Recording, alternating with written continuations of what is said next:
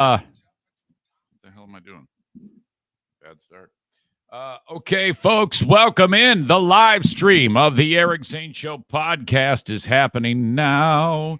Yeah, shut up, stupid Today Show. What the hell? Why is my phone deciding it's going to do that? I don't even know if you heard it. Just started playing. Okay, that's how it's going to be today. Welcome in the live stream of the Eric Zane Show podcast, brought to you this time around by my friends at F45 in Byron Center, Michigan. Michigan. That's the old Bob Ufer. Michigan. F45training.com/Byron Center. Go there, get a workout in. The growing. It's going to be like that today. Hang on. Oh, man, what a shitty way to start. I got to start the whole thing over again. Damn it. F45 in Byron Center. Go get a workout. Try them out for 1 week free, okay? This is the type of place where you've got your own little workout zone. You're surrounded by, whatever you need for the workout. Every day it's different. They've adapted so that they have minimal engagement with more people. Everybody's socially distant. They have zero positive tests, zero contact tracing needed because they do such a good job of keeping you safe. You're in your own little zone, 10-foot by 10-foot area. You stay in it. You pay attention to what's on the screen, and you've got like a number on the floor, like mine was number 9. You look at the screen, it says, number 9, you're going to follow this guy. And then I do the exercises poorly.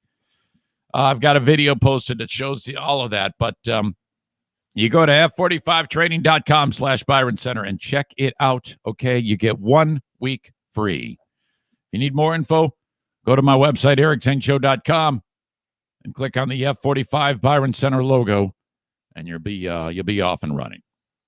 If you're ever in the market for a mortgage anywhere in the United States, please consider the Mario Flores Lakeshore team of Van Dyke Mortgage. There are Van Dyke mortgages throughout the country, and I'm hoping that you call on the Mario Flores Lakeshore team of Van Dyke Mortgage. NMLS number 3035.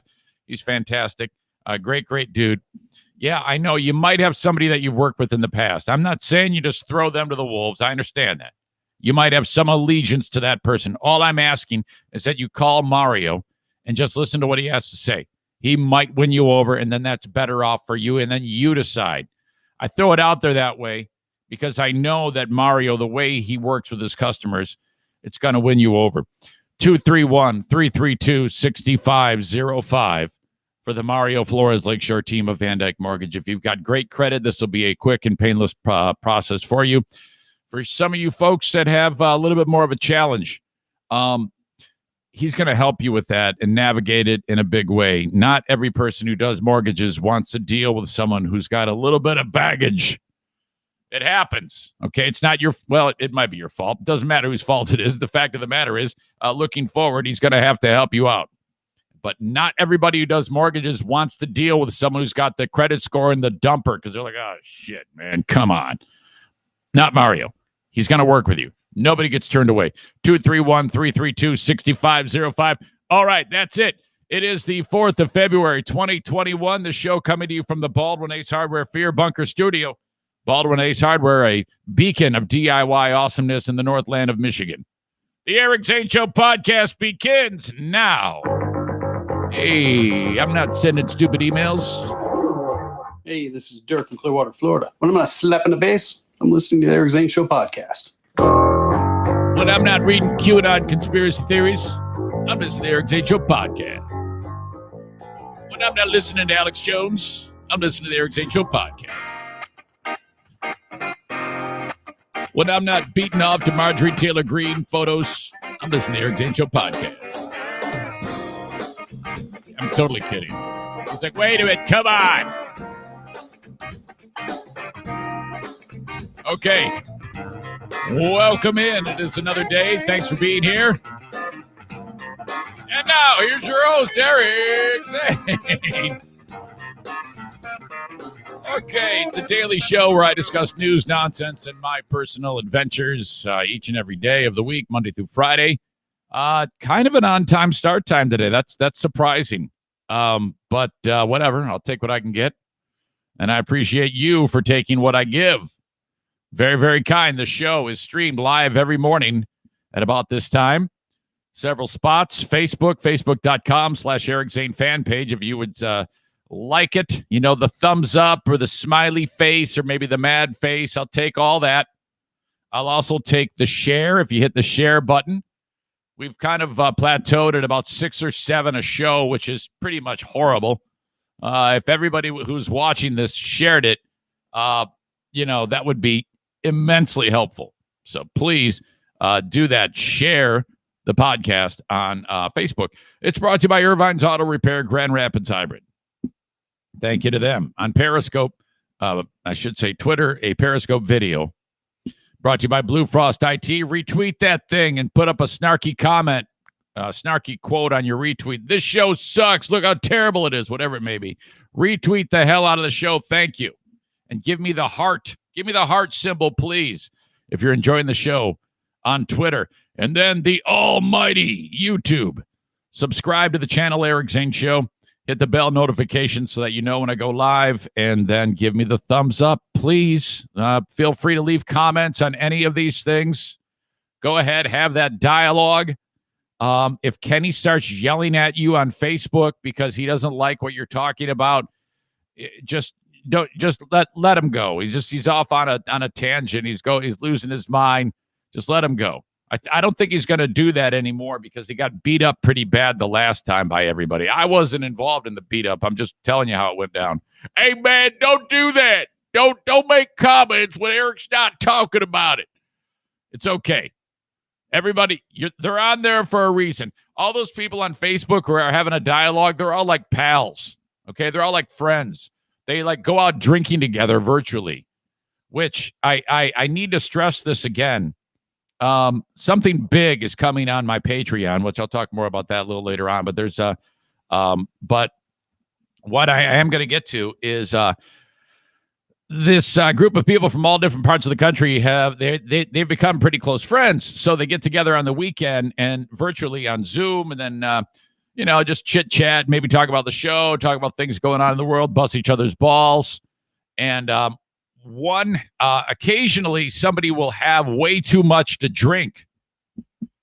And Stevie has been in that spot before when she's had way too much to drink.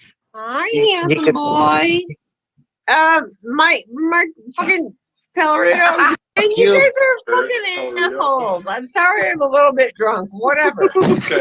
Okay, so there's that. Kenny got hammered one time. Patriot Nick got bombed like you wouldn't believe. My God, he was just, he was super hammered. Kenny, whoever the fuck, I'm so drunk right now. Let's go. Let's go. You don't fuck up now. That's audio. This past weekend, Zaniac Kevin, who his brother sent me an email, his brother Matt said, I cannot wait until you play the audio from that bowling midget drunk off of his ass. Kevin's a really good bowler. We can do a bit bowl against Kevin when he's that drunk. And apparently Kevin got just annihilated.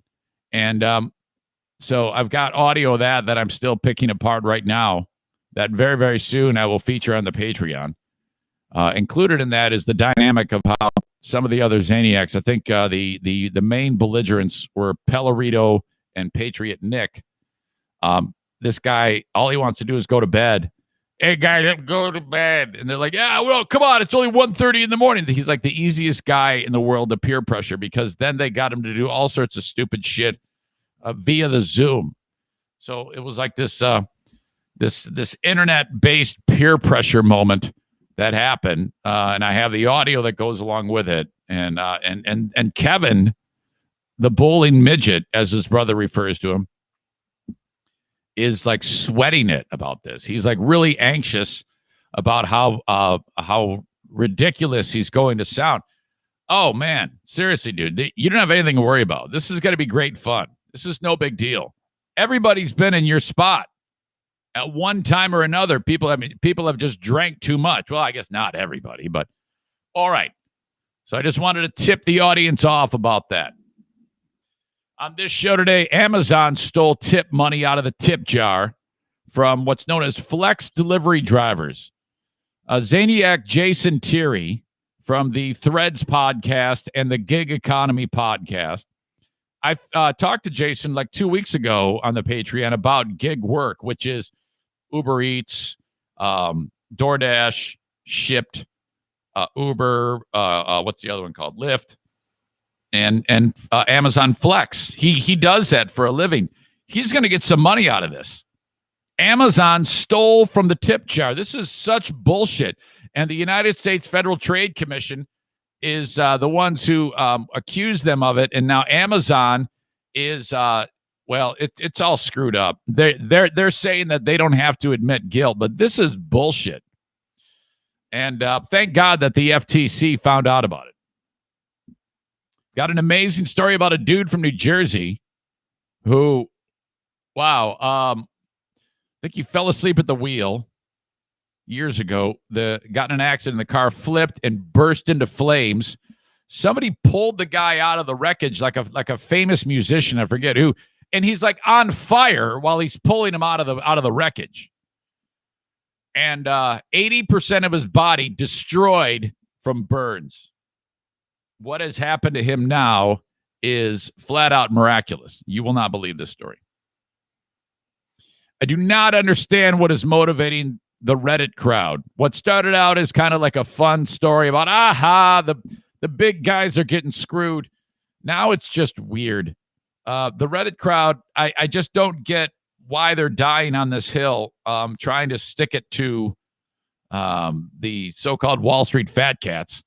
The guy who started it all, okay, is losing his ass. This is just ridiculous. And this is exactly how a lot of people thought it would go.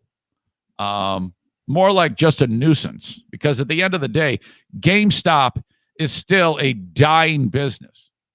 You can't, it's got, what's that saying? You can't put you can't polish a turd, or you can't put a bow tie on a pile of shit, or lipstick on a pig. I don't know. Something people say that has something to do with that.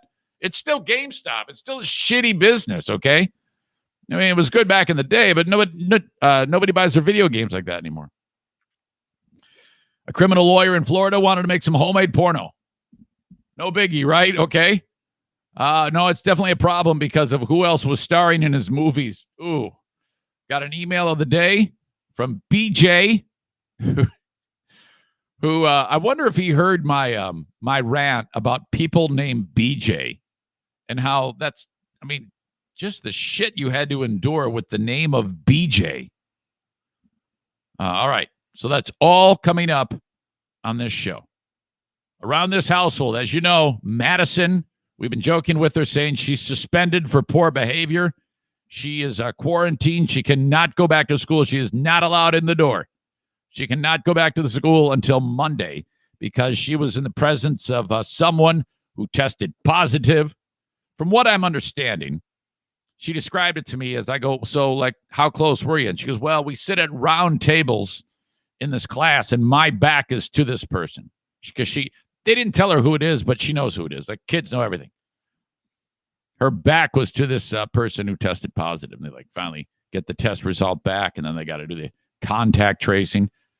It's weird because they go, all right, Madison has to stay home. And Dinah says, well, then I got to stay home too because I'm a teacher. I can't. No, you don't have to. What?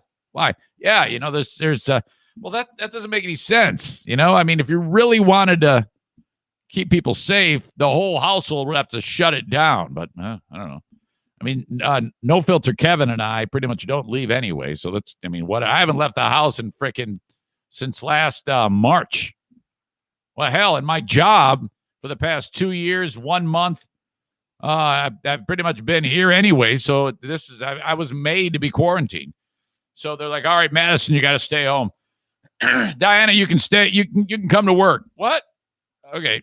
So, but no symptoms, nothing. Everybody feels fine, even though Diana was laying it on thick 2 nights ago. Or not last night, but the night before, saying, oh, no, I think I got it. I better go to bed early. I feel terrible. Yeah, whatever. I don't think you do. No, seriously, I got a scratchy throat. I've got COVID. I guess it's possible, but I highly doubt it. I wonder if when we go today with her to get her vaccine, they'll be able to determine whether or not she's had it. Can you imagine? Excuse me. Hang on.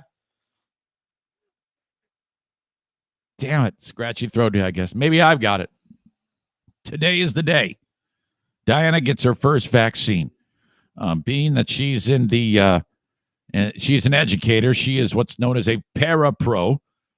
She works with a lot of these kids that have, well, all the kids who have emotional, cognitive issues, things like that. So yeah, you know, she needs, she's on the list. They send her, she has like an app and it says, hey, it's your turn. They like send you the notification. So I'm like, okay, cool. It seems to be working. Seems like we're getting our ducks in a row in terms of getting people vaccinated. There was a story on the news this morning that yesterday was the lowest number of infections since October. Like 104,000 people in the U.S. So, I mean, I have no idea. I just look at it and go, okay, well, hopefully the end is in sight. Maybe it has something to do with the amount of vaccinations that are getting into arms and getting into people. Hopefully that's where we're trending. Okay. Hopefully. Man, I just cannot wait for the day when you can go through a 24-hour period and not actually think about this, not actually be reminded about this in any way. In fact, whenever there's moments where for whatever reason, I'm not thinking about anything COVID related in any way, shape, or form, it's like such a relief on the brain. Like when we were at the Frenchie meetup at that dog park, the Pack, with all these friggin' puppy dogs, even though we're all wearing masks, and all these beautiful French bulldogs. I'm surrounded by French bulldog goodness. I didn't think about the friggin' pandemic once. Like this is exactly what the doctor ordered, man. Holy crap. Okay. So off today to get the first shot. They're doing it at a mass vaccination site nearby where I live, a place called DeVos Place, I think is what it's called. And you go in there, you know, you do your thing. I'll have a full report tomorrow. The thing is, we are getting this all right when the weather is turning, because Diana is scheduled for 4 p.m., and that's right when the bottom is going to drop out on the temperature, and it's going to start snowing like crazy. We're supposed to get like a foot of snow where I'm at. Maybe not so much downtown, but believe it or not, like 15 miles towards Grand Rapids, into Grand Rapids makes a huge difference. Where I live, I'm going to get a lot more snow than they are. I know it sounds crazy, but that amount of distance does have an effect on the amount. So, all right, today's going to be one of those days where we get, socked in the face with winter. So, all right, a full report tomorrow. It's going to be down like zero. I saw that because this Arctic air comes in, and it's got, a dip into the U.S. like that. And today's the day that it starts to hit. I was talking with one of the Zaniacs yesterday on Instagram Instant Trivia, and he is in Minnesota. And he said, yeah. I go, it's coming. He goes, yeah, we're getting it right now. So it's like dropping in Duluth. I think tonight it's got to be minus 21 degrees regular air temperature. So it's like big time Arctic. Holy crap. I cannot imagine what it's like living in, portions of Canada where the whole winter, you've got temperatures like that. It's constantly super cold. I mean, I can handle 30 degrees, whatever. I can handle anything for a short amount of time. The fact that they're way up there and that, summer is like July or August, and then that's it. I mean, why do people live there? I don't understand it. It's not like they're making a ton of money or anything like that. What is keeping those people living in those environments? I don't understand it. Excuse me. I don't know what my problem is today. All right, let's get into this on the intro. The Open. Oh, my God. This dumbass country singer, Morgan Wallen is his name. this is the update on Morgan Wallen. I had never heard of this guy ever. But I guess he's got, as far as country goes, the number one album in America, like the Hot 200. He's number freaking one. All right. And so it's crazy. I mean, I am not defending this guy in any way. He dropped the N-word big time, and his neighbor across the street got it on a Ring doorbell cam. This Wallen guy must be an asshole because the neighbor got the footage on this when he's stumbling around drunk one night over the weekend, and got the footage and said, oh my God, I got Morgan dropping the N-word. And then this dude rushed to TMZ and said, look what I got. My neighbor is Morgan Wallen across the street. Let's fuck him up. So, all right. Clearly the neighbor can't stand this guy, rats him out. And now this dude, I don't think I can remember a bigger and quicker cancellation in recent memory. I thought that the Marilyn Manson thing was a strong response earlier in the week. But the Morgan Wallen, I mean, Marilyn Manson is like, thank God for Morgan Wallen. I'm off the hot seat. Nobody's talking about me anymore and the shitty stuff I did to those women. The only thing anybody wants to talk about is this fucker, Morgan Wallen, dropping the N-word out in front of his house. My God, and they chronicle it all in this story. So check this out. This is the latest update on Morgan Wallen. Now to this new controversy that has erupted around one of the hottest names in country music. Yeah, Morgan Wallen is a bona fide country. By the way, this is the type of country music that's like shitty. Okay, this is bro shit country. This isn't like Chris Stapleton. This isn't like country that actually has some soul to it, or some songwriting. It's just. This is a young dude who is basically a bunch of people write music for him, and then he performs it. It's the typical Nashville formula bullshit country. Star. In fact, right now he has the number one album in all of music. But this morning he's been suspended indefinitely by his record label, and his songs are being pulled from radio stations and playlists all over the country after Wallen was caught on camera using a racial slur. NBC's Morgan Chesky joins us with more on this story. Morgan, good morning. Yeah, Craig, good morning to you. And what a turn of events for Morgan Wallen. Just 48 hours ago, he was booking concerts, breaking streaming records, all behind that number one album. But today, music insiders say his career couldn't be in bigger jeopardy. I'm gonna need some whiskey glasses. That's all I need to hear. One note of that, and I know that this is shit country. They're the country songs Morgan Wallen's turned into mainstream hits. Why do people like this shit? But this morning, the 27-year-old is taking hits and under fire after being caught on video using a racial slur. Hey, Gracie, take care of this. The video, obtained by TMZ, shows Wallen coming home after a night out in Nashville. He tells someone in his group to watch over one of the others. Yeah, they did too good of a job for calling them editing that. Take care of this pussy. Hey, y'all too? Hey, take care of this pussy ass motherfucker. Hey, Gracie, take care of this pussy ass man. Okay. Now, had he just said pussy ass MFer, no biggie, right? All right, they're like, oh yeah, okay, Morgan, we'll do it. And then he doubles down with, hey, take care of this pussy ass N-word. Oh no. They're like, oh God, Ring camera, no. Dude, now to this new controversy. The video, obtained by TMZ, shows Wallen coming home after a night out in Nashville. He tells someone in his group to watch over one of the others before calling them a series of hateful expletives. Hey, Gracie, take care of this. No filter Kevin's like, I don't see any damn problem with this motherfucking shit. Middle finger. There's no problem. Backlash severe. Wallen's own record label suspending him indefinitely. The Academy of Country Music Award says the star is no longer eligible. And Well, what does that even mean when the record company says you're suspended indefinitely? That sounds like something if you like have a job with them. Are you suggesting that if no one That no one, if someone tries to buy a Morgan Wallen record right now, the record company's going to say, no way, we cannot take your money. I don't believe that.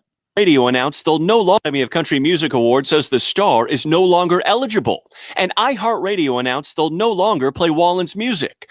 iHeart's like, oh, this is great. We'll get on board and we'll say that we're woke and we'll say we're not going to play their music. That will dominate the news as opposed to us firing another 3,000 people because we're broke. Joining a growing list of others, including radio host Bobby Bones. This guy. This I don't like one bit. Fellow artist. Wow, what a profound stance by Bobby Bones. This I don't like one bit. Wow. Also speaking out. One of the country's newest stars, Mickey Guyton, tweeting, "The hate runs deep." Jason Isbell calling Wallen's behavior just... Oh, they're just killing him. Every one of these country stars feels the same way as him. Newest stars, Mickey Guyton. And they're like, oh, fuck it, let's just say this. Tweeting, "The hate runs deep." Jason Isbell calling Wallen's behavior disgusting and horrifying. Please, baby Jesus, let Jason Isabel be seen on a Ring door cam later today saying the same thing. Shows that the label understands the gravity of these social issues. In a statement, Wallen said, "I'm embarrassed and sorry. No, you're not. I used an unacceptable and inappropriate racial slur that I wish I could take back. No, you're just saying that because you're losing your ass. I apologize for using the word. I promise to do better." Oh, come on. Wallen's behavior has come into... Just be honest. I talked about this on the Patreon. Don't blow smoke up anybody's ass. Just say, yeah, man, see, I'm a hillbilly, and I've been saying this word for years. I called everybody the N-word. In fact, I'm going to call you it right now. And then, use it. Actually drop it right there. Say it as many times as possible to try to, maybe lose the... sensitive. People are so sensitive to it, so he's going to try as hard as he can to take care of it to make them less sensitive, and just drop it all the time. You might as well, and don't sit there and apologize to anybody because people are sick of the fucking apologies by you stupid crackers. Just say, yeah, I say that all the time. I'm kind of a hick. I'm not racist, but I still say that word, and I'm not going to stop. I'm going to continue to say that word going forward.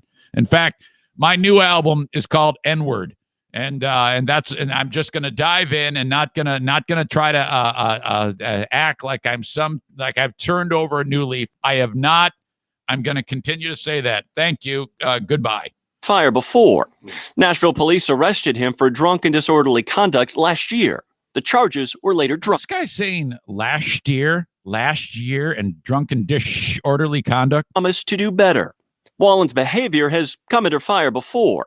Nashville police arrested him for drunk and disorderly conduct last year. Yeah, the charges guy's got a shish going on the S's. Were later dropped. To no consequences. And last fall, Saturday Night Live postponed the singer's debut after a video showed him at a party breaking COVID protocols. Wallen said he was sorry. He did a skit with them, and boy, did it look stupid. Playing himself in a parody sketch. And I thank you in advance. But this morning, nobody's laughing as Morgan Wallen's career is on. Do a skit now on Saturday Night Live. The line. And this morning, the fallout from that video, which was shot over the weekend, continues. We've learned that streaming service Pandora, along with SiriusXM, will no longer be playing Wallen's music, and Cumulus Media sent an edict to its 400 stations to make sure Wallen's music doesn't make air. Craig? All right. Morgan Chesky for us there in Texas. Morgan, thank you. Yes, all the radio companies are dubbing him. Cumulus is the same way. They're like, oh, God, okay, yeah, sure. Mary Berner said don't play his music anymore. This is, this guy is just watching it all go up in smoke. Son of a bitch. Cumulus, iHeart, Entercom, which is, I guess, CBS. You're looking at pretty much a lion's share of radio stations throughout the country. I wonder if there's one outlier that's actually going to keep playing it. Damn it, I cannot lose this scratchy throat. Hang on. It's actually starting to hurt now. Oh, my God. So rest in peace, Morgan Wallen. Good to know. I'm actually anxious to see how he tries to, if there's actually a spot where he can return. I think it would be quite an upset considering the amount of backlash that this guy is getting right now. But wow, what a I wonder if he's going to be like, look, how the hell can NASCAR driver, what's his name, Kyle Larson, do this? How come he can go ahead and he can say it and he can get another job after he goes away for a few months? How come I lose everything? I don't know. Maybe that's his argument. But this is something. Let's see some of the comments. Dirk, by the way, joining us late. Buddy, I may have mentioned you early on the intro because I played your intro.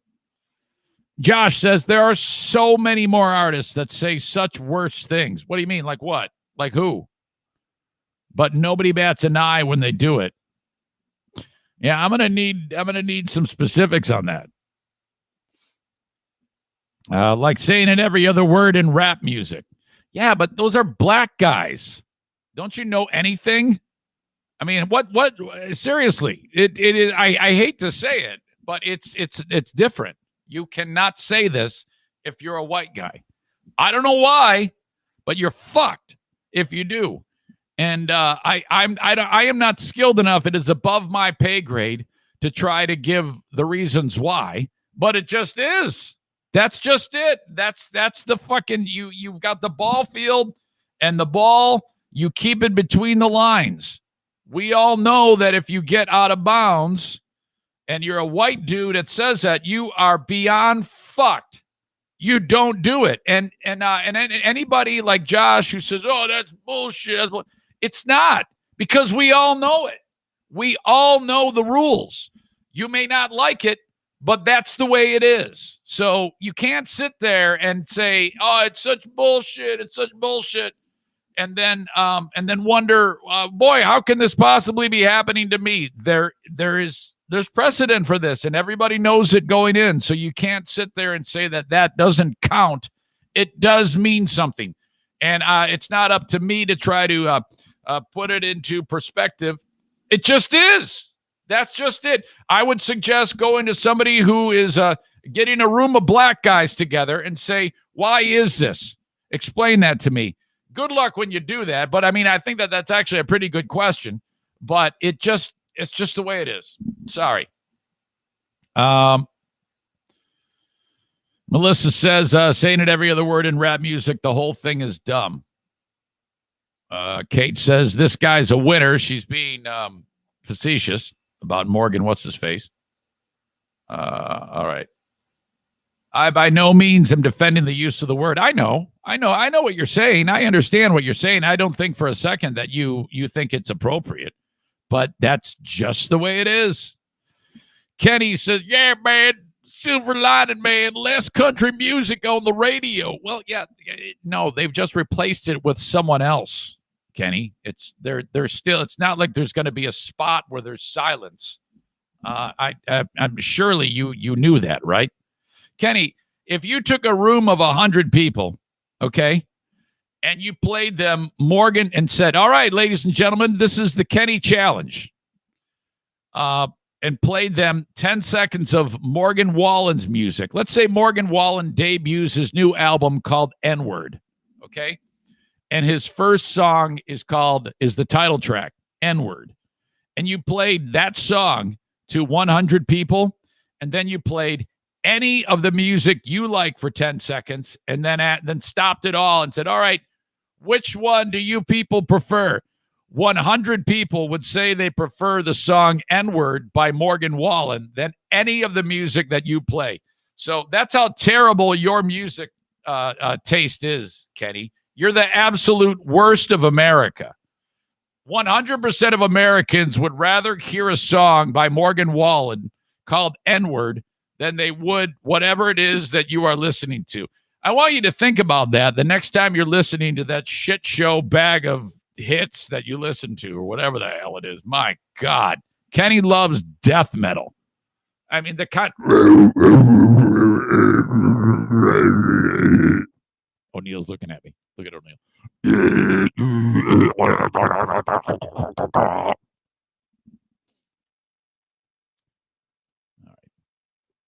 Melissa says it doesn't make it right. Yeah, again, above my pay grade. I'm just telling you.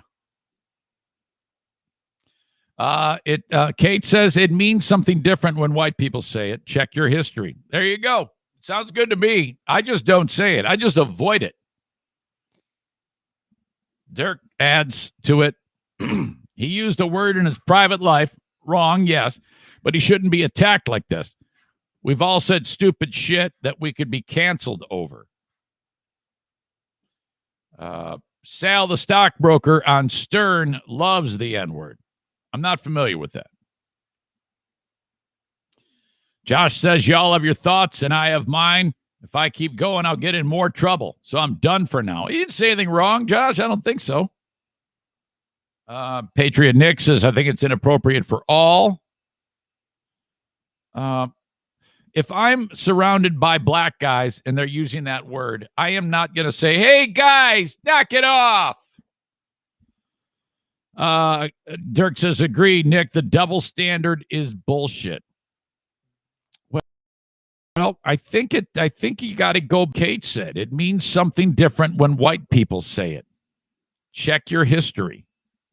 So, I'm just going to let that lie. I think that using that word, it should always put alarms going off in your head that you're doing something wrong. Tom says that the video that was shot of Morgan Wallen came from Kenny's Ring door cam in order to silence him. That's pretty good, Tom. All right. Boy, some pretty good comments on this. All right, Kenny. All right. Patriot Nick says, holy shit, this beat up is amazing. Kate says that Kenny's music sounds like a bunch of orcs from Lord of the Rings. Tony Gebhard, a.k.a. Blind Tony, who, okay, this actually is a point for that type of death metal music because Tony is a maestro. The dude is an absolute musical genius. Seriously, he was a prodigy at a young age. Despite being blind, very, very quickly picked up piano and guitar and probably several other instruments too. Tony writes, Kenny, and you and I will stick together. Forget about what he says. LOL. #metal. God. Son of a bitch. I wish you weren't blind. I wish baby Jesus said, all right, we're going to take away this guy's sight and make him good with music. Hopefully he won't create shitty music. And yet here we are. Trevor says, Eric is so hard on Kenny. Well, damn right. And then Kenny says, Tony knows what's up. No, he doesn't. He doesn't know shit. Yes, Adam, that is beat baseball legend. All right, folks. That is the open of the Eric Zane Show podcast. Actually, no, it's not. I've got one more thing I need to talk about. The Super Bowl is just days away. And who knew that it could be so easily derailed, nearly, because of a dude, the fucking barber. Did you hear about this? The Chiefs players all wanted haircuts, so they brought in a barber. And I just wish that this didn't happen. It just makes me very, very concerned with the system and how it works, because they gave the barber a COVID test. Excuse me. And then they gave him another test. And then they gave him another test. And then they gave him another test. And he passed them all. So, all right, it's time for the haircuts. And they gave one haircut to one dude. And then that was DeMarcus Robinson, the receiver. And then they go, all right, there's your haircut. There you go. And then they brought in the center, Daniel Kilgore. They go, all right, it's time for your haircut. And he's giving him the haircut. And then I guess that the barber had taken actually a fifth test. And then that one came back positive. So they go, hold on, stop. You've got COVID. And he's like, the hell I do. And they go, no, you do, man. Put down the clippers and step away from the center. And, okay, the guy had a mask on, and so did Daniel Kilgore. But in the middle of the haircut, He had to set down the Clippers. They had to call in a backup barber and to actually finish the job. Now, DeMarcus Robinson and Daniel Kilgore have had to be put on the reserve list. I don't know if that means that they cannot play, and that it doesn't mean that they have COVID. But that would have been crazy. And Patrick Mahomes was in line to get the damn haircut. That would be just incredible. For the Super Bowl to be completely screwed up. That the Tampa Bay Buccaneers hired that guy to go there and try to give the haircuts to them. Can you imagine if that actually gets out, that the controversy is that? But on a typical year, there's always somebody who spins out, it seems like, leading up to the Super Bowl. Maybe Stanley Wilson doing tons of cocaine back in 1989. Maybe Barrett Robbins has a mental episode, winds up in Mexico, nearly dead. Or Eugene Robinson of the Atlanta Falcons goes out for ice cream, comes back with a hooker. Right after he won the NFL Humanitarian Man of the Year award. There's always some bit of stupidity that happens during the Super Bowl. If the Super Bowl gets derailed and they actually have to bring in Elvis Grbac not Elvis Grbac, who's the backup? But Chad Henne. Elvis Grbac, my God, it was 20 years ago. Both played for Michigan, by the way. Chad Henne would be the quarterback for the frickin' Chiefs. Not that it wouldn't matter. That guy was lights out against the Browns. But that leveled the playing field for damn sure. If you're the Chiefs, you're like, oh, my God, bullet dodged. Holy crap. Ugh. The NFL Network said the barber was wearing double personal protective equipment when the test came back. After being removed from the area, the barber repeatedly told the team he'd also cut Robinson's hair the day before from the facility, so they did the test on him, and it came back negative. This guy, Daniel Kilgore, they photoshopped his roster photo to have they took half of his head and made it so that it looked bald. So he actually tweeted it, new profile pic. But everything's all right, I guess. We'll see. Yeah, other than that, not a whole lot of drama right now for the Super Bowl. I just cannot wait, man. I'm just going to love this Super Bowl. The fact that Tom Brady, out of 20 years of playing, 10 of them have been a Super Bowl. I think that stat might be probably one of the most crazy things you could possibly hear. The fact that every 2 years, Tom Brady is in the Super Bowl. Man, we are witnessing something really, really great. And every year that it passes, that he's still in the NFL playing at such a high level, I'm like, well, it can't get any better than this. This is an absolute marvel to watch. Like in that game when they came back against Atlanta, when they were down a huge amount and they come all the way back, that was there's no way that this can actually be topped, right? I think that him going to a brand new team and them now being in the Super Bowl, I am hoping and praying that they win, because I think that would be the biggest story in a long time. The fact that Tom Brady at the age that he's at, winning the Super Bowl with a brand new team, my God. But I just don't think it's going to happen. I think that Kansas City has too many weapons, man. Just my thought on it. You can't even turn on the TV for any more than 3 minutes here in Michigan without someone from a casino saying, bet on the game.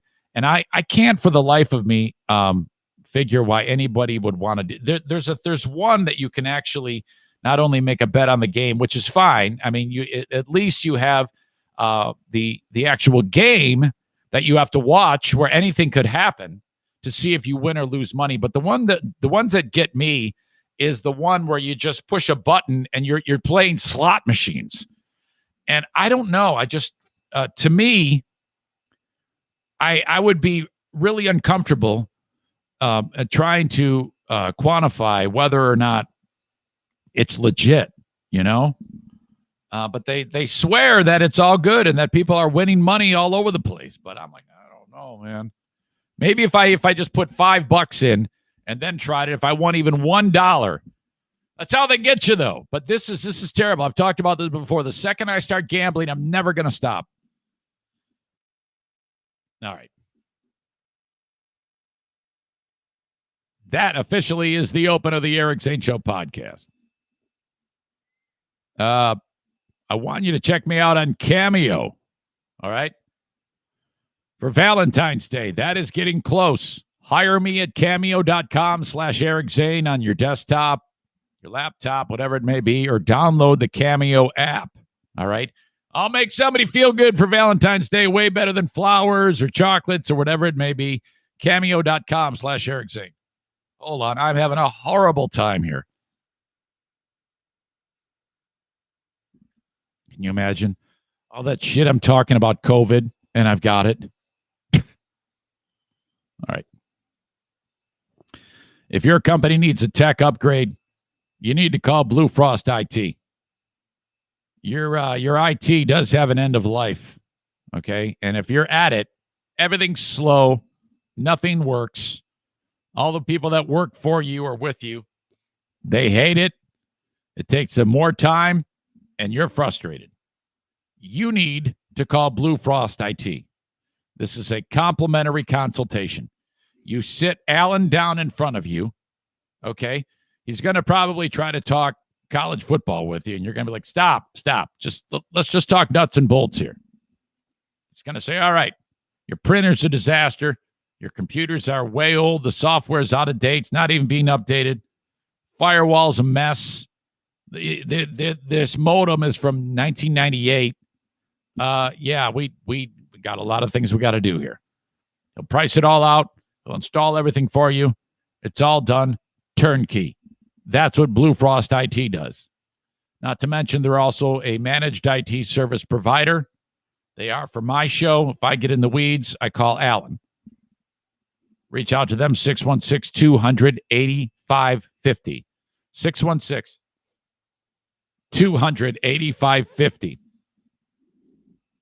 can also drop an email, info@bluefrostit.com. I just realized that what's happening behind me. This has been, there's been screenshots of this before I've seen. Bruce has been involved in it, but this time it's not Bruce. O'Neill rolls on his back, kind of, and then he opens up his legs. And then Daisy puts her head right where his crank is. And it looks like dog porno is going on. And it's just hilarious. So I know there's probably some of you like, oh my God, look at that. Holy crap, he just noticed. Yeah, I noticed, you sick bastards. Dogs don't care. They'll just sleep right in the other one's crotch. Thank you to the Kent County Health Department for working really hard, trying to keep people informed on everything, with everything going on with COVID. AccessKent.com/health is where you go for any questions you may have about vaccines, testing, and whatnot. It seems like every time you turn on the TV, there's somebody bitching about not enough vaccine and this rollout is slow and this isn't working. And look, there is no frickin' textbook for anything like this. Everybody is doing their best. Patience is needed. AccessKent.com/health for anything at all concerning the pandemic, not to mention any other vaccines that your kids may need, or things like the WIC program. If you're having a hard time getting food on the table, they can help you. And please take advantage of that. Swallow your pride. You'll be fine. You pay into it your whole life with your taxes. It's if you need to take advantage of that, get on it. Just don't go hungry. Thank you to the Kent County Health Department. Your initiatives are awesome, keeping the public informed and as healthy as possible. Okay, so Amazon delivery drivers, you see them show up in their vans. They're always like running up to your porch, dropping the package, taking a picture of it, and then they're gone. Then there's the Amazon Flex drivers. That's an army of people that have just regular cars, and these are people that work in the gig economy, like Jason Terry from Threads Podcast and Hey Guys Media Group. So he has an app, and he checks to see what deliveries are available, and then he says, I'll take this job. And then they say, all right, you're going to get this much money. Go to this place, pick up the package, take it here. Done. That's it. So people who want to work, they work when they want to work. And I just flat out love the fact that that is a thing. You know, I mean, people can just by their cell phone. Is an entire new industry. They have all the tools at their disposal, just their car and their phone, and then boom, you can make money. So Amazon for the longest time was like, okay, you can earn plenty of money doing this, and you keep 100% of the tips. But then the Federal Trade Commission started to get an idea and being tipped off on that maybe it wasn't exactly what it seemed. This on a week where Jeff Bezos said he's stepping down as CEO, capping off a year of, according to this article from CBS News, of massive growth for the e-commerce company. Amazon advertised that flex drivers were going to make $18 to $25 an hour in the program that earned tips for certain deliveries. The company told the drivers that they would get 100% of the tips that you earn. They also told customers that 100% of your tips are passed on to the driver. So this is great. And if you're Amazon, you definitely want to pay a premium because you're a massive company making billions and billions of drivers, or billions and billions of dollars. You want to keep these drivers happy, because without them, if you suddenly start to screw them in the butthole, your packages don't get delivered. So you definitely want to pay that premium to get the stuff out there. It just may mean you're not going to make as much money. And, frankly, if you're an Amazon driver working for Amazon, which I am told that is a tough line of work, you're probably like, hell, I can be a hell of a lot happier being a flex driver, driving my own car and working when I want to. Okay. Remember that guy, that dummy in Detroit who was driving the Amazon van, and he wound up on the cart path at the golf course. He's like, oh my God, I'm lost. Holy shit. And he drove it through the tunnel that the golf cart's supposed to go through, and the dumb shit got the van stuck in the tunnel that goes under the road. My God. That's who Amazon's hiring.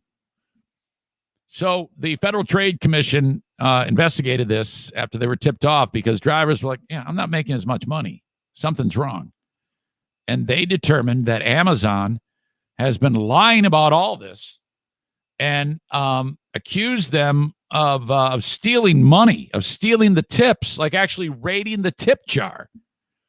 And Amazon, rather than fighting it, they did not admit guilt, but they said that they would pay $62 million to flex drivers for the tips that it stole, it skimmed over the years from 2016 to 2019. Yeah, that's exactly what it does, and what they're doing. So when they were saying $18 to $25, according to this, soon after Amazon Flex launched, the company started skimming the tips. In late 2016, the company secretly switched to what's known as a variable pay system, where the amount drivers earned would fluctuate based on an internal algorithm, according to the Federal Trade Commission. Under this system, Amazon could advertise a payment of $18 to $24 for a particular delivery. But if a customer tipped $6, Amazon would then only pay the driver $12, meaning that the driver would get $18 in total payment. At that point, Amazon decided to obscure from drivers that it was reducing their pay and began reporting their earnings as a single lump sum that hid the distinction between the customer tips and what Amazon would pay, according to the complaint. So it would say, take this job, it's going to pay you this much. But before, it would say the job pays out this and plus tip. Now it doesn't say that. It kind of it muddies it all up. And that was the confusion. And then they kind of like, all of a sudden people just start realizing, hey, I'm making a lot less money now. What is going on here? Based on the information Amazon provided, drivers could not tell whether Amazon had contributed its minimum for the delivery block or a lesser amount. So they're basically just paying less after the tip, which is bullshit. I mean, the driver takes the job because of the base pay and then counts on the tip after.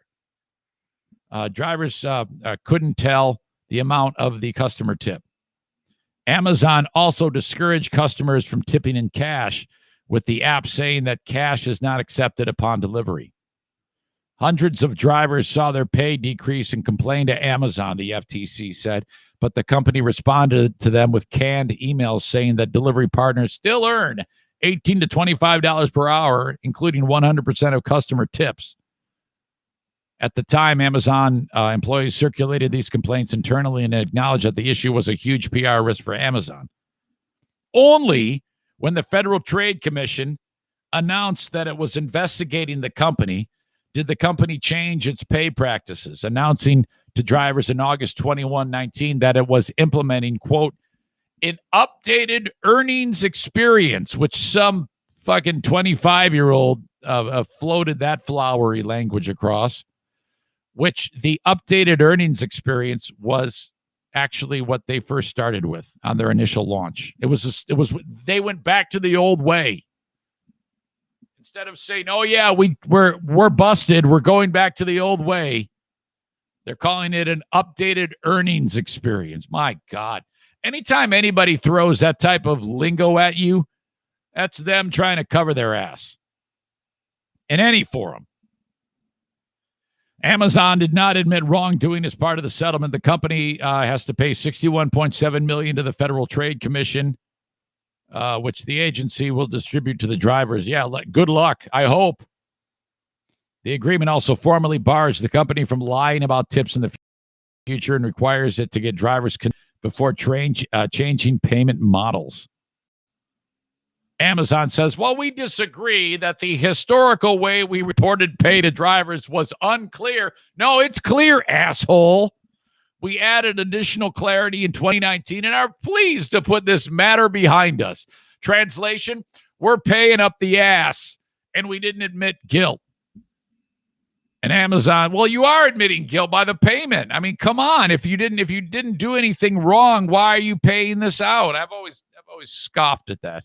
An Amazon spokesperson told the CBS News in a statement, Amazon Flex delivery partners play an important role in serving customers every day, which is why they earn among the best in the industry at over $25 per hour on average. Yeah, now, after you got busted, wow, the nerve, man.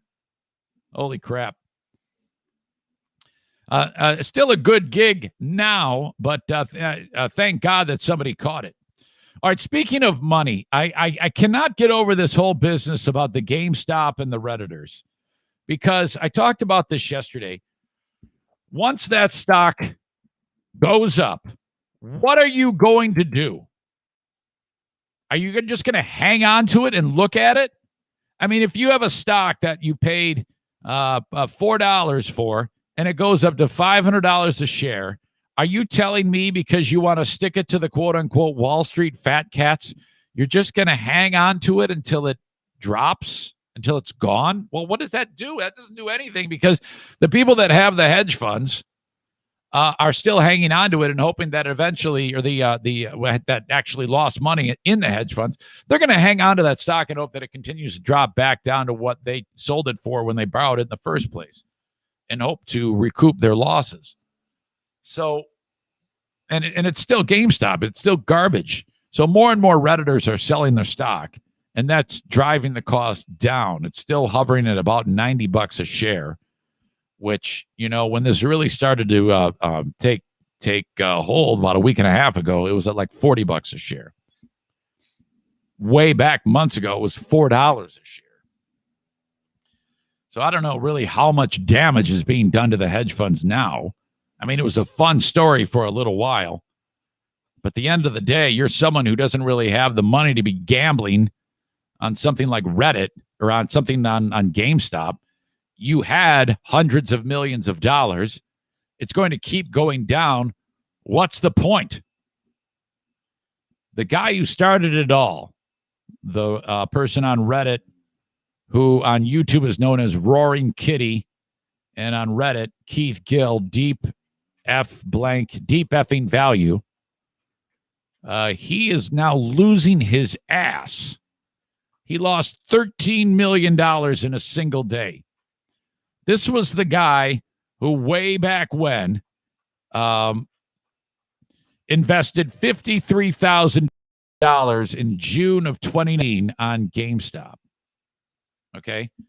And he got lucky because then this story caught hold so much after the fact, the stock went way up. Now, at one point, it was near $500 a share, which meant, my God, the amount of money this guy was worth was incredible. We're talking tens of millions of dollars. And he just sat on it. And now he's losing his ass. And I was like, why? Why are you even doing this? It would be okay if he just said, all right, this was fun while it lasted. I'm cashing out. And then you don't have to do anything for the rest of your life. You got $20 million. Keith Gill is now talking about his losses. He revealed the loss on Wall Street Bets, where he's been sharing regular updates on his GameStop investment. 50,000 shares is what he has, along with 500 call options. I don't know what that is. Yesterday, he lost $13.6 million. On Monday, he lost $5.2 million. Even with those losses, he still has a $7.6 million gain. So in 2 days, he's lost $18.8 million. What the hell? $18.8 million, and he's still hanging on. He's dying on the hill. He doesn't appear to have sold any shares or options since the stock sank. Oh, my God. He outlined how heavily Wall Street investors had bet against GameStop in a video last year on YouTube. He has 334,000 subscribers. That nets him $3 a week. I don't know about that. The thesis helped spark an online revolution that upended financial markets for a while. I didn't expect this, Gill, 34 years old, told the Wall Street Journal in an interview published last week. This story is so much bigger than me. We'll sell your shit, you dummy. My God, I don't know who's a bigger asshole of the day. This guy for stupidly blowing over $18 million in 2 days. I mean, what's the motivation here?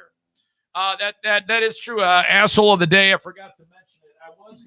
I was thinking about putting Keith Gill on it, but I blew right by it. Congratulations to Amazon. You have won the award for today, the coveted asshole of the day on the Eric Zane Show podcast for that bold move of just skimming tips.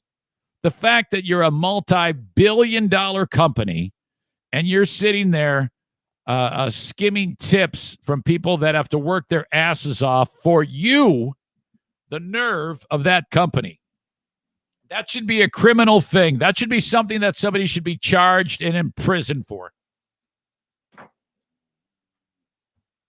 Still ordered something yesterday, and it'll probably be here today. Is there anything better? It's just something fantastic about opening up your phone and going, I need this. Boom. Tomorrow it's here. What the hell? Great business model. Fantastic. It so helps the consumer. So don't sit there and screw people in the butt.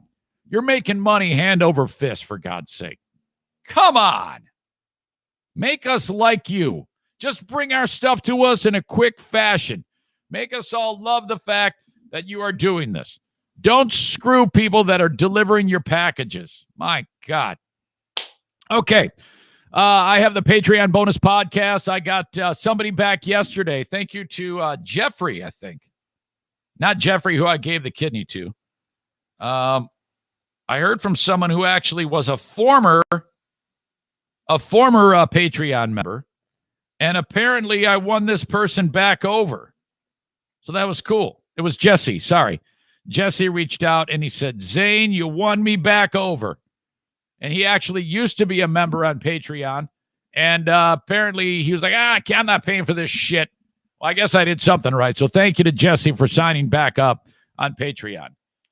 So the Patreon is it's a daily podcast where I continue this. No ads. It's all paid for by you guys. So you should go for another 30, 40 minutes, sometimes longer, sometimes shorter, of more. It's a little bit more intimate. And I'm asking if you would be so inclined to try it for 1 month. And it's as simple as this. You can sign up for $5 or $10 a month. The $5 is all the audio. The $10 is the audio, the video, and the live stream. Access to the full archive of all these things. And what you do is, if you hate it, just cancel it as soon as you realize, well, this sucks shit. And then you get the rest of the month. It just won't auto-renew on you. But if you do like it, instead of it auto-renewing, then convert to a yearly, and you'll save 10% on the yearly. So what was $60 for a year is $54. What was $120 for a year is now $108. And if you are already an existing Patreon member, you too can convert whenever you want, okay, for the full year. Just saves yourself a little bit more money.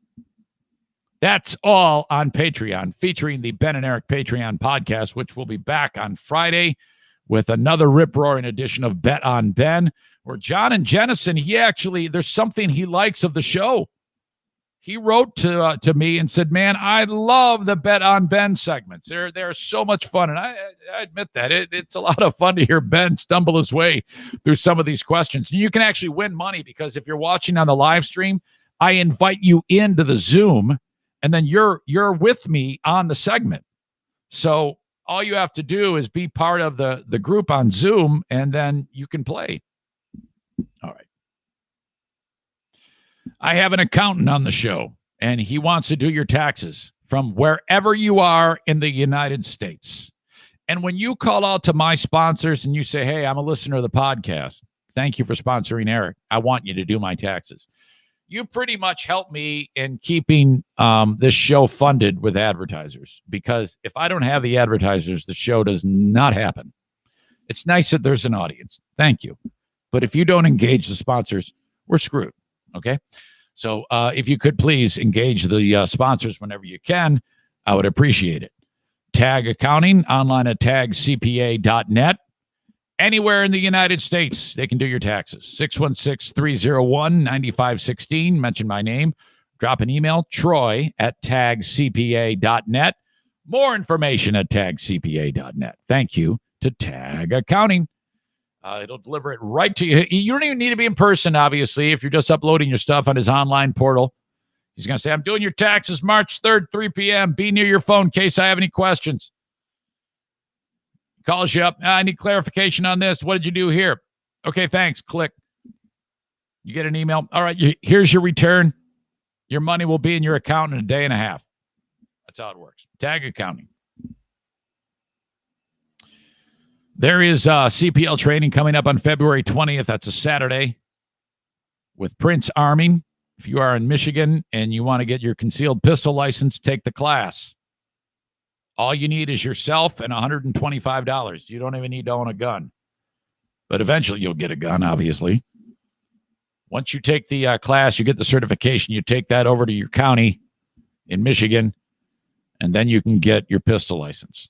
The license is going to cost you $110 at last check. It's been a while since I've had to do that. But, yeah, you got to have the class. The class costs you $125. Sign up at princearming.com. Or click on the Prince Arming logo at ericzaneshow.com. Take you right to his Facebook page. Click on the events, and you can sign up, pay online. 616-204-1705 for the one and only Steve Prince. Okay, this story's in the news. This guy a brand new chance at life. Driving down the freeway in New Jersey or the interstate, whatever you call it. 22-year-old dude. Car flips after he fell asleep on the road. Joe DeMeo. My God. Crashes. Bursts into flames after falling asleep at the wheel back in 2018.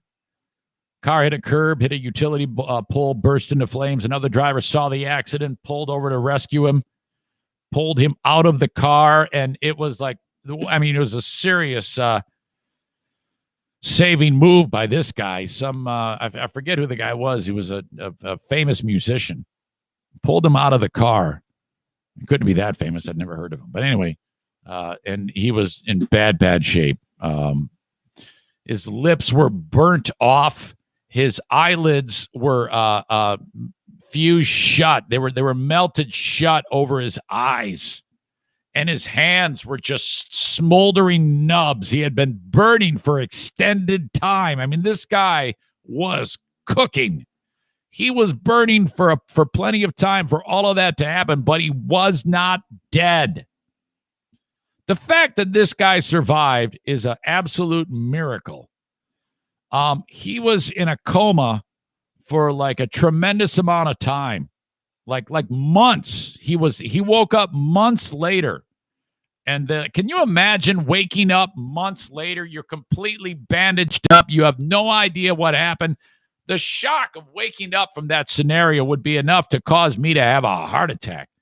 But he survived. Okay? Then a doc is like, I want to put you in line for a face/hand transplant. And I want to do it at the same time. And this guy's like, let's do it. Okay.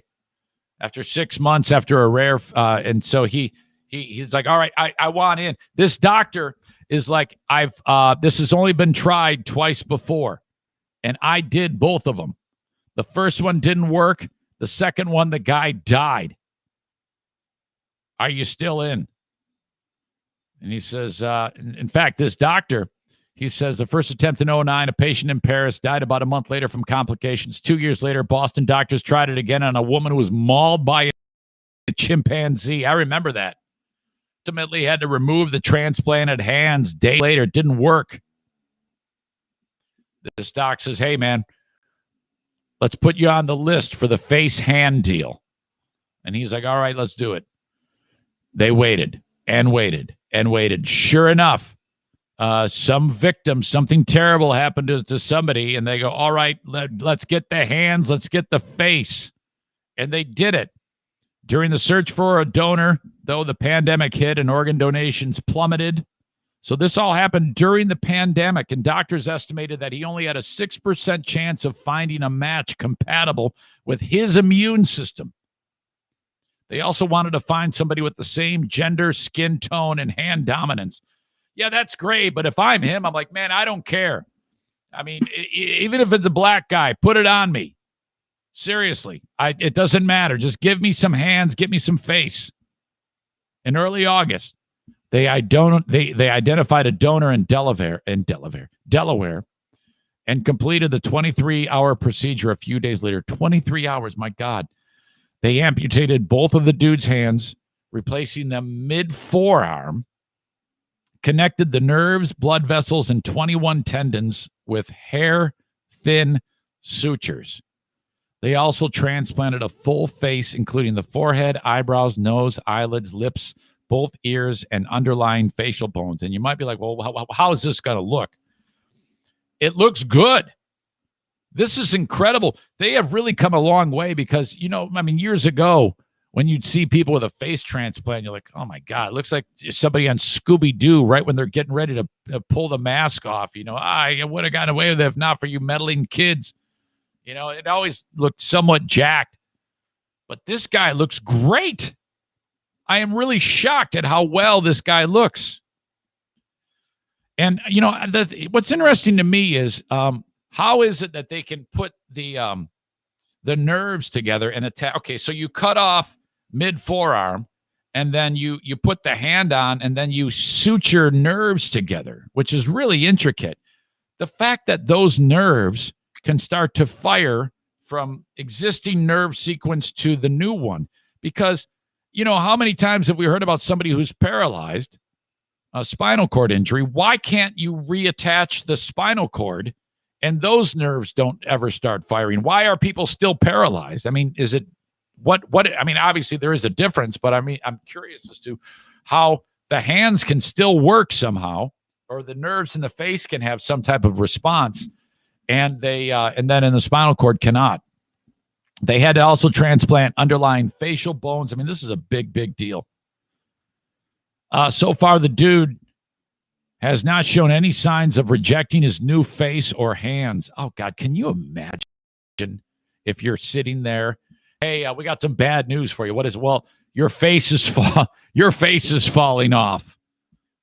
Or if you're at home and you're eating a bowl of fucking Life cereal and all of a sudden it just right in there, it just falls right in the bowl of Life and you're like, oh shit, man.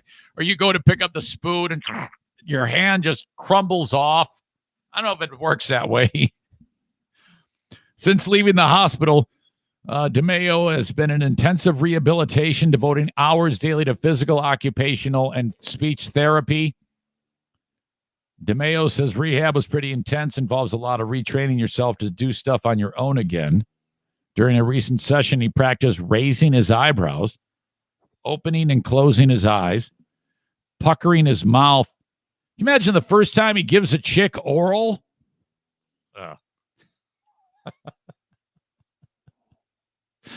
Oh, she'd be like, oh, God, this is risky business.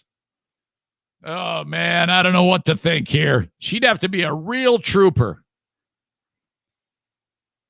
He's practiced giving a thumbs up and whistling. DeMeo can now feel his new forehead and hands. His hands get cold. That's a good sign. He often reaches up to push his long hair off of his face.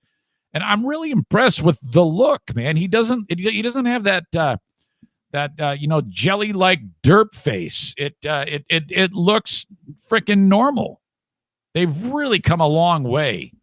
You know, if you're the first guy that did this with those old images of those people where it just looked like they just slapped it on like a fucking IHOP large stack of pancakes, you got to be like jealous of what they're accomplishing now.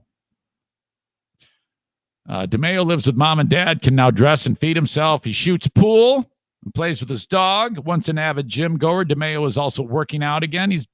He's bench pressing 50 pounds, practicing his golf swing, which is about what I'm doing with the P90X right now.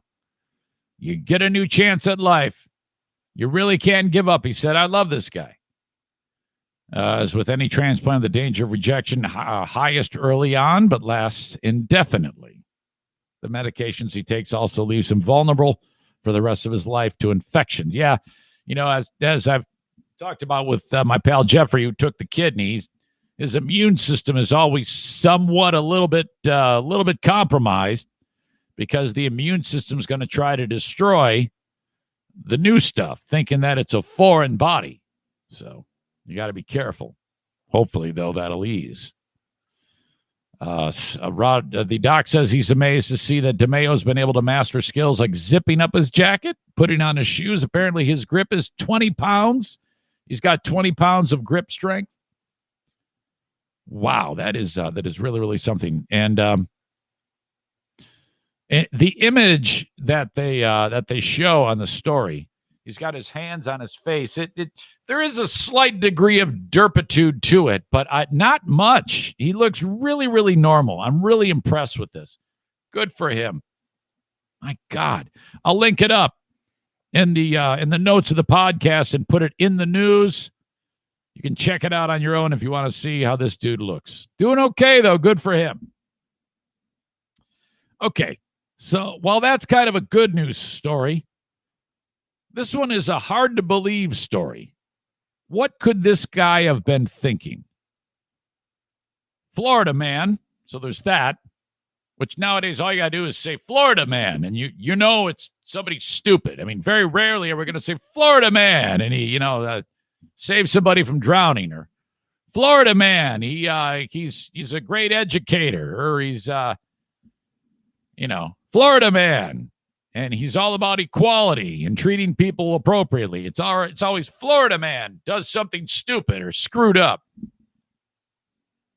Andrew Spark was once a young, thoughtful, energetic man full of life and ideas and looking towards the future. He wanted to be an attorney. Finished high school, top of his class, went off to college.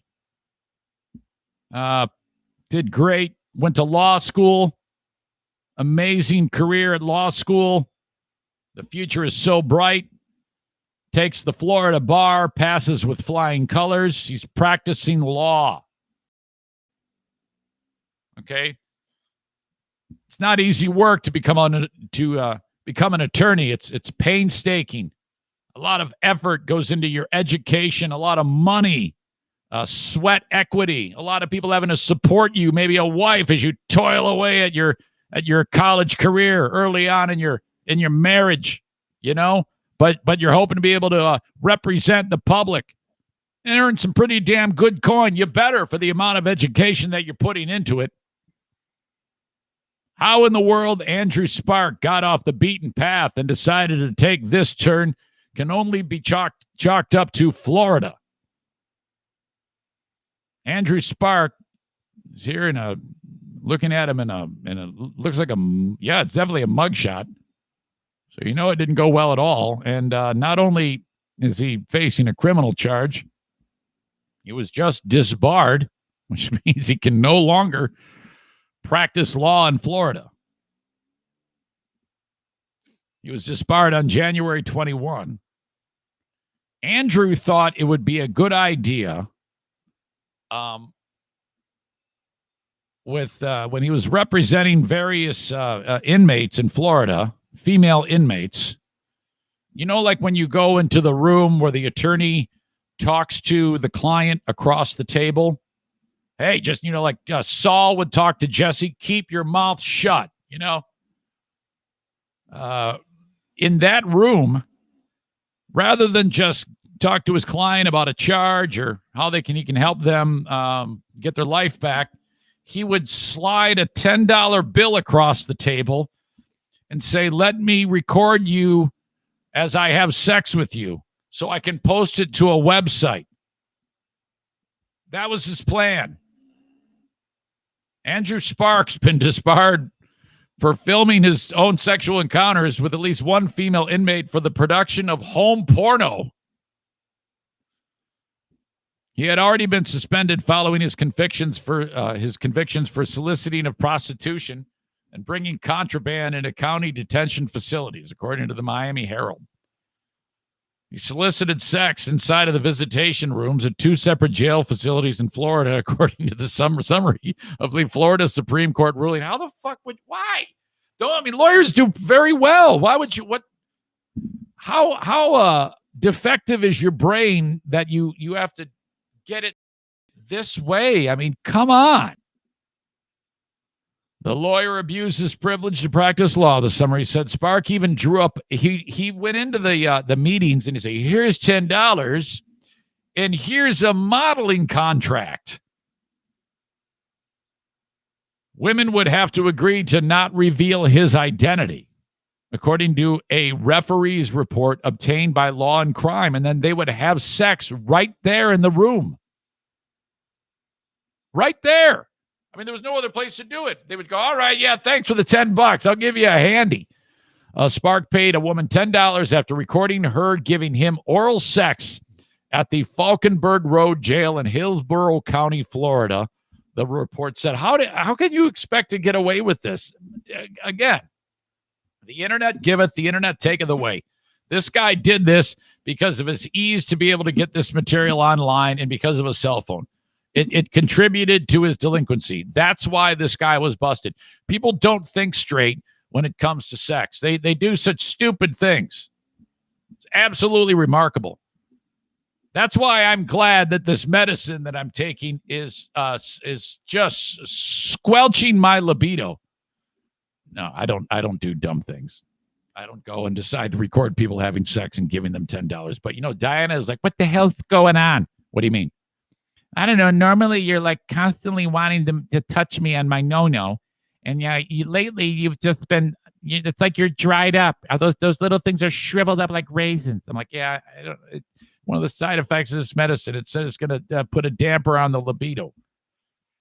Oh, so I hope it doesn't she's going to leave me for one of you Zaniacs. Stay away, Dean, you sick prick. God, don't come near. Stay away. Can't believe I just told you that my libido is completely decimated. I haven't even thought about sex for 2 weeks. I'm like, whatever. I don't even care anymore. Stupid medicine. What a trade-off, huh? It's either that or thinking about the end of the world all the time if I don't take it. All right. We got the email of the day coming up just a second, brought to you by Forever Lawn West Michigan, online at foreverlawn.com/WMI. I want to help your business, okay? Constantly looking for new sponsors. I've got openings right now. I just had a few that said, forget it, we're out, we're done. So I've got spots open. Doesn't matter the budget, I can get you on the podcast. You too can be seen and heard by thousands of people each and every day. Reach out, Eric at ericzaneshow.com on the Shoreliners Striping inbox, and I will give you a free marketing assessment or consultation. Got plenty of different opportunities for you to be on the show. All different size budgets. Don't be shy about it. Eric at ericzaneshow.com. If you've reached out before, reach out again. Some of you are like, I'm thinking about it. Maybe not. You can still get in. Let me help your business, Eric at ericzaneshow.com. Just like the almighty Joe Martinez at A&E Heating and Cooling. Thank you to Joe. First of all, he is pushing the Remy Halo, which I was really, really happy to see that Fox 17 did a story about the Remy Halo, about how various restaurants are installing that very simple device into their AC and furnace units to eliminate COVID floating around in the air. The Remy Halo does that. It gets rid of viruses, bacteria, dust, dirt, pet dander, various pathogens floating throughout the air. And that's especially important in the winter months when your air is all like recirculated through your house and you're not opening the doors and the windows. Okay. So that is something you can do, and it's a lot less than you think. It's only $750 to have this installed without my help. Mention my name, and you will save $100 on the installation of the Remy Halo. Call Joe at 616-516-8579. Takes him about 45 minutes to install this bad boy. If you're in West Michigan, call Joe. Say, all right, man, bring the Remy Halo into my house. I want a clean home. The Remy Halo is awesome. 616-516-8579. Okay, and then I have a car dealership. It is Sarah Honda. They are on Kennewa, right next to the Cracker Barrel in beautiful Granville, Michigan, right by 44th Street. Go online, sarahhondagranville.com. Check out the new Hondas. Check out the certified pre-owns. Check out the used cars. Check out the budget cars. They have everything for every budget at Sarah Honda. Honda cars run forever. Did you hear me? I sounded like Patriot Nick. Forever. Honda cars run forever. And Sarah Honda is the number one volume Honda dealer in the state of Michigan. So check out what they have to offer. Okay. sarahhondagranville.com. When you go in there, ask for either Thad, T-H-A-D, Thad, or Cameron. So Eric Zane sent me. That's what you do. Even if you're just looking. Eric Zane sent me. Thank you very much, Sarah Honda Granville. All right. Been a little lean on the correspondence. I started off talking about you guys a lot earlier when we were talking about Morgan Wallen. Eric, there are other meds. Talk to your doctor. I had to change mine a few times to find one that didn't do that to me. What she's saying there, Melinda, is that she's now a sexual dynamo. Dirk says completely decimated. And then he says completely reduced by 10%. I'm going to have to go back and give him a I don't know the context. Probably making fun of me. Dirk has been big on the wrong 90% of the time lately. Oh, I got it. He says, just listen to the opening of the show. Wish I heard it live. Would have said, wait, I don't listen to Alex Jones. So you say, as he's wearing his Marjorie Taylor Greene T-shirt. Dirk's the type of guy who wears a mask that says Trump won on it. It says, I love Marjorie.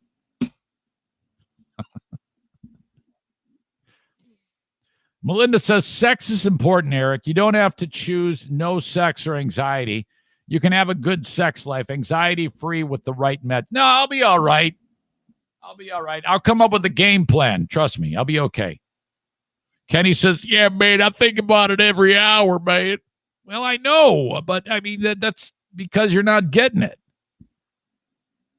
Melinda says most men do, Kenny. Jason says, love you, love off, go love yourself, love your mother, love you, and the horse you rode in on. She covered. Yeah, they're trying to get out of swearing, the Zaniacs on the live stream. I appreciate that. All right. Patriot Nick talking about the Florida man attorney says, gives attorney-client privilege a whole new meaning. Absolutely true. Email the show, eric@ericzaneshow.com. If you have any questions, comments, concerns, you too can be the email of the day. And I love the feedback. If you have a comment about something I'm talking about, you don't have to agree with me. I want to hear it. And I know email is old school, but it's kind of like the only thing I got right now. BJ writes, and this is your email of the day. Just listening to show 515. I'm throwing my hands up again, wondering what the hell is happening in this world. I'm listening to the story about the canine cop, Lansing, Michigan. Dog's name was Saber. And the piece of shit idiot who killed her, and now the family is looking for sympathy. Referring to Lansing, Michigan.